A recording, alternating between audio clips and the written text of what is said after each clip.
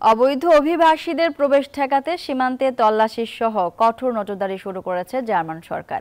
অভিবাসীদের বিরুদ্ধে উগ্রবাদ ও সন্ত্রাসী কর্মকাণ্ডের অভিযোগ তীব্র হওয়ায় সোমবার থেকে সীমান্তে এই কার্যক্রম শুরু করে ওলাফ শলজের সরকার। তবে এ ঘটনায় হতাশ দেশটিতে স্থায়ী হতে আগ্রহী অভিবাসীরা। জার্মান থেকে অনামিকা বড়ুয়ার তথ্যচিত্রে ডেস্ক রিপোর্ট। সম্প্রতি জার্মানিতে বেড়েছে নানা অপরাধ ও হত্যাকাণ্ডের মতো ঘটনা। অধিকাংশ ঘটনায় দেশটিতে রাজনৈতিক ও মানবিক কারণে আশ্রয় পাওয়া অভিবাসীরা জড়িত বলে অভিযোগ উঠেছে। বিশেষ করে আফগানিস্তান, সিরিয়া, তুরস্ক ও আফ্রিকার বিভিন্ন দেশ থেকে আসা অভিবাসীদের নাম আছে এই তালিকায়।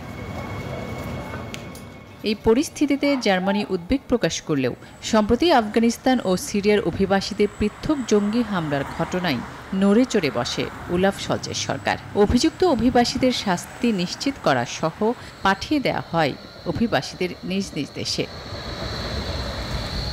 এমনকি অবৈধ ও অনিয়মিত অভিবাসীদের অনুপ্রবেশ ঠেকাতে সীমান্তে নজরদারি ও কড়াকড়ি আরোপের সিদ্ধান্ত বাস্তবায়ন শুরু করেছে জার্মানি। সীমান্তে এই পুলিশের তল্লাশি ও কড়াকড়ি কমপক্ষে 6 মাস বলবৎ থাকবে বলে জানানো হয়। তবে এতে হতাশা প্রকাশ করেছে দেশটিতে স্থায়ী হতে আগ্রহী অভিবাসীরা। যাদের ক্রিমিনাল রেকর্ড নেই বা ব্যাকগ্রাউন্ডে কোনো খারাপ কিছু নেই, তাদেরকে আরেকটু শিথিল করলে মনে হয় সাধারণ মানুষ যারা আছে তারা একটু বেশি উপকৃত হতো।